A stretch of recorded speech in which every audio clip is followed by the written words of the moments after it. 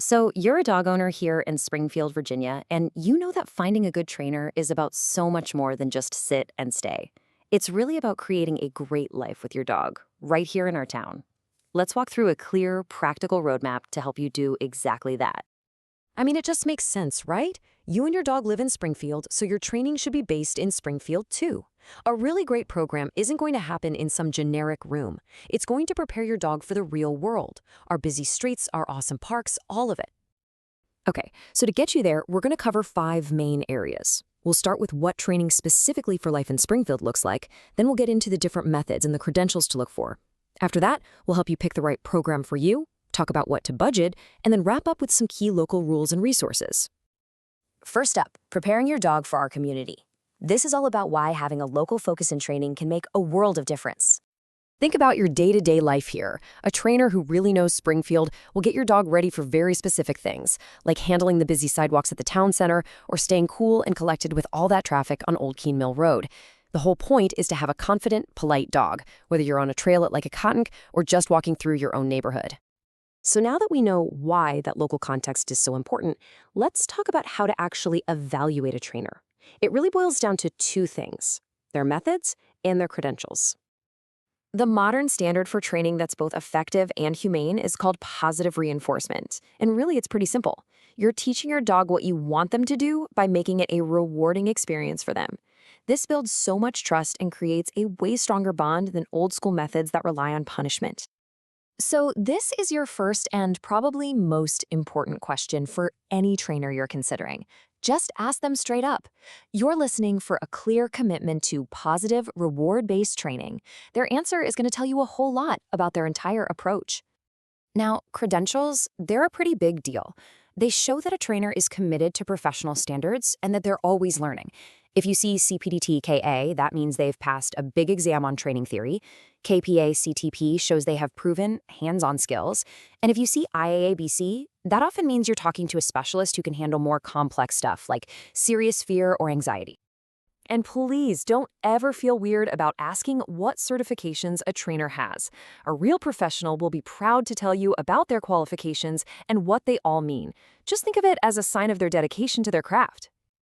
All right, so you found a qualified trainer who uses positive reinforcement. Perfect.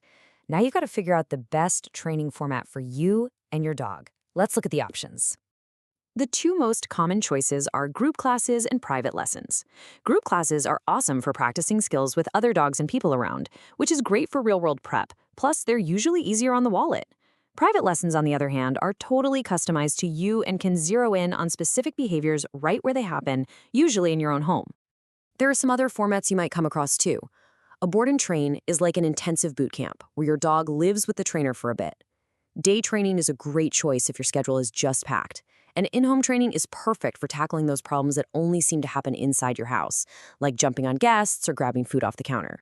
After you've explained your situation, your dog's quirks, your goals, just ask them this. A good trainer should be able to clearly explain why one type of program makes the most sense for your dog's personality and your family's lifestyle. Of course, all these different options have different price tags. So let's talk about the practical side of it. What you should expect to budget for dog training right here in the Springfield area. Let's break down what the typical costs look like so you can have a realistic plan. You can see that costs vary quite a bit depending on the service. A 6-week group class might be a few $100s, while an intensive board and train is a much bigger investment. It's also good to know that services for more complex issues like a behavior consultation are usually at the higher end of the per session cost.